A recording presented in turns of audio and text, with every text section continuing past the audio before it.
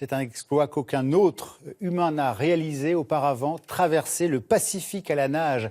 Un Français s'est lancé dans l'aventure, il s'appelle Benoît Lecomte et il y a 20 ans déjà, il avait traversé l'Atlantique. Son but est avant tout d'alerter sur l'état des océans. Il espère réussir son défi en moins de 6 mois. Pour l'instant, il en est au tiers de son parcours et il a raconté son expérience à Anne-Charline Lambard. Certains enfilent la combinaison pour une plongée d'1 heure ou 2. Benoît Lecomte, lui, en a fait sa tenue de tous les jours. 8 heures durant, ce Français nage dans le bassin le plus grand du monde, l'océan Pacifique. Le 5 juin dernier, il s'est jeté à l'eau depuis une plage près de Tokyo pour une baignade de 9000 km.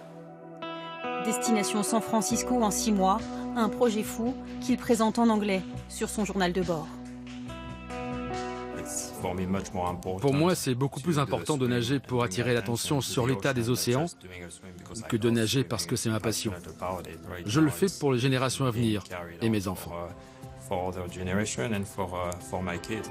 Accompagné par un équipage, Benoît remonte à bord du navire tous les soirs pour dormir et reprendre la nage là où il avait arrêté la veille. 7 ans de préparation ont été nécessaires. Scanner, examiner, ce quinquagénaire tient à avancer avec la science.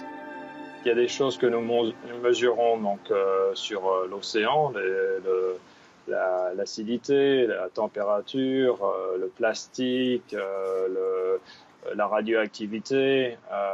Et puis il y a des choses aussi que nous mesurons directement sur moi. Donc tout ce qui est cardiaque, il y a pas mal de recherches qui est faite avec la NASA aussi. Benoît Lecomte est un récidiviste. Entre les deux images, 20 ans ont passé. En 1998, il a bouclé la traversée de l'Atlantique à la nage en 73 jours, en hommage à son père mort du cancer. À son arrivée à Quiberon, il aurait juré qu'on ne l'y reprendrait plus. En 2018, il est de retour et doit faire face à l'une des pires saisons de typhon dans la région. Ça, ce sont des vagues de 12 mètres. Des épidémies de mal de mer, des casses matérielles, l'épopée continue coûte que coûte. Des moments de grâce, Benoît en a eu, avec le courant Kuroshō qui le pousse 7 fois plus vite, ou quand il fait de belles rencontres. Une tortue, par exemple, qui a tourné autour de moi, ou même un espadon qui est venu autour de moi. Et j'étais très étonné parce que je m'attendais à ce que notre présence allait leur faire peur, mais en fait, non, ils sont très curieux. Donc, ils sont venus autour, on a fait un petit balai dans l'eau ensemble, comme ça, c'était magnifique. Il y a un requin, remonte sur le bateau. De ces 2 mois en mer, un élément l'a marqué, non pas les requins, mais l'omniprésence du plastique.